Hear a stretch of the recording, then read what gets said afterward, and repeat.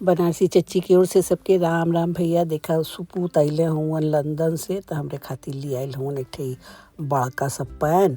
अब बिटिया भेजले हन एक ठे बहुत निमन सुंदर सा जग। हाँ तो ई कुल आला काहे से कि मम्मी बनई है वीडियो, तो वही में बढ़िया बढ़िया चीज़ दिखाई हैं। तो आज हम जात ही बनावे गाजर का हलवा। ये पैक करके दे दे बेटवा के, हमरे बड़ा पसंद है गाजर का हलवा।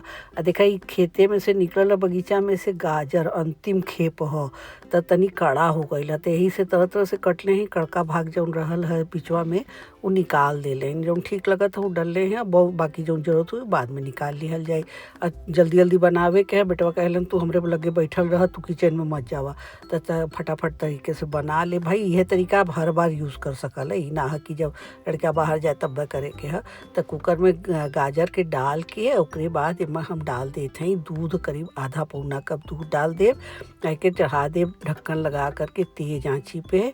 करीब जब सीटी आ जाए ना तो ओकरे बाद आँच कम करके 2-3 मिनट खातिर धीमा आंच पे पका करके फिर अपने से ठंडा हो जाए दिया। तबले चला हम लोगन जो नौका पैन आइल हो वही में बनाई। कहे से कि माता जी कहत रहली ना कि कोनो नया चीज़ रहे तो पहले वो मन मीठा इस्तेमाल करे के, चाहे पकाए के होए चाहे कुछ ना हो पावे तो चीनिए घोर लो वही में तो हो जाए, शुभ हो जाए। तो देखा हम जाते हैं गाजर का हलवा ही बनाए। तो पहले तो ये चढ़ा दिले हैं धीमा आंच पे। ये ले ले हैं 1 पौआ खोआ। तो खोआ के बिना घी के ही भूज ले, कैसे कि अभी जब ढीला हो जाए ना तो अपने मन घी घी हो जाए। बढ़िया शुद्ध खोआ रही तो, नकली रही भैया तब आके घी डाले के पड़ी। तो शुद्ध खोआ के समझ ले एक तरीके से ये पहचान है कि वो मन से घी छोड़ी। देखा था कितना बढ़िया से बिना घी तेल के अपने ही ढीला हो गई है। कैसे कि वो मन जौन घी रहल वो छोड़ देले है। और आप एक ढेर पकाएब ना तो आप टेढ़ा करके घी निकालू सकीले, अगर बढ़िया खोआ शुद्ध खोआ मिली तब। तो खोआ देखा बहुत ना भूने के, लाल ना करे के है के टाइम। अब बस ऐसे ही सफ़ेदे रहे और भुजा जाए, बस ये ख्याल करा। और तब ओकरे बाद एक एक कोनो दूसरे बर्तन में निकाल के ठंडा होए था। अपन ही ठंडा होत रही है तबले हम लोग पहनवा के फिर वापस से चढ़ा के जौन ही रहल है ना हम लोगन का गाजर और दूध उबलल है वही के पैन में डाल दे। अब इन देखा कुछो घी भी अब्बो न डलले हैं हम।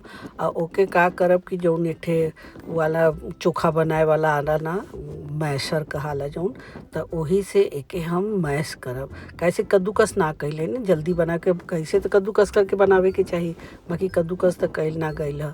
तो एके हमके कद्दूकस जैसन दिखे और स्वाद में वैसने आवे, मुँह में वैसने लगे, ओकरे खातिर ऐसे करा ना। अगर के दबा द तो उबलल हो फटफट गल भी जाई, कट जाई, कहला मिसा जाई जौन कह। कैसे कि एकदम मिसे के ना है, तो जौन का छेदवा रहेला ना वही के पार पार निकलत चले लगा जरवा, तो एकदम कद्दूकस नियर हो जाला।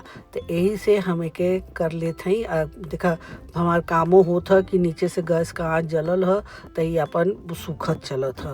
और ओकरे बाद जब पूरा एक दूध सूख जाई तब हम लोग एमन आगे का काम करब। काहे से कि बहुत ज़्यादा सुखाए के ना। यही देखा फिर से लकड़िया जैसा निकलत है बीच वाला हिस्सा में से, तब बहुत आराम से आपके दिख जाई। एके निकालत चलिए जौन जौन दिखे, 2-4 ठे दिखत है बीच बीच में, जब जब दिखी हम निकाल देव। कैसे कि ना मुँहवा में आला तो फिर बड़ा दिक्कत देला भाई। अब डालत है 1/4 कप चीनी। तो चीनी के साथ हम डालब एक चीज़ आला मंक चीनी करके, मंक नाम होला ओकर।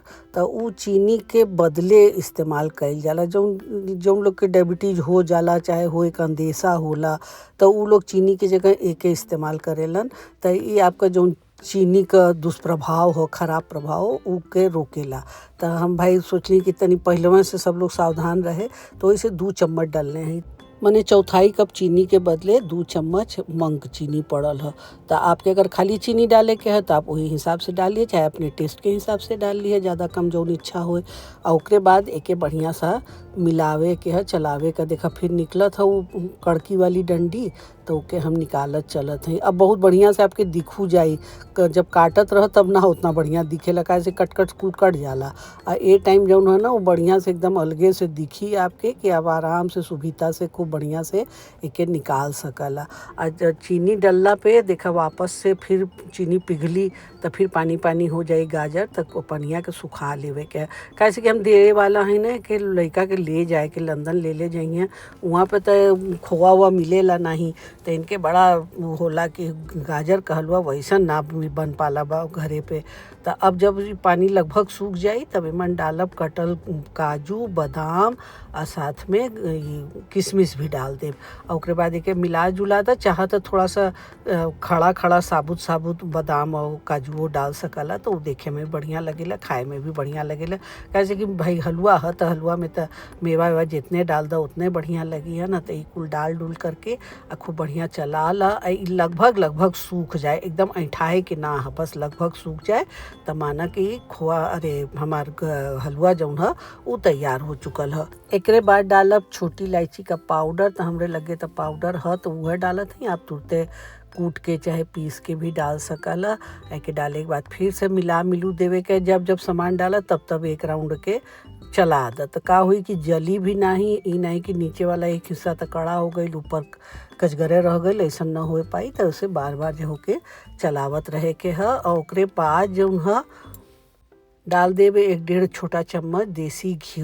तो बदवा में घी डाला ना तो खूब ऊपर ऊपर दिखेला। तो जेके घी कम खाए के हो वो शुरू में घी मत डाले, वो बाद में घी डाल दे।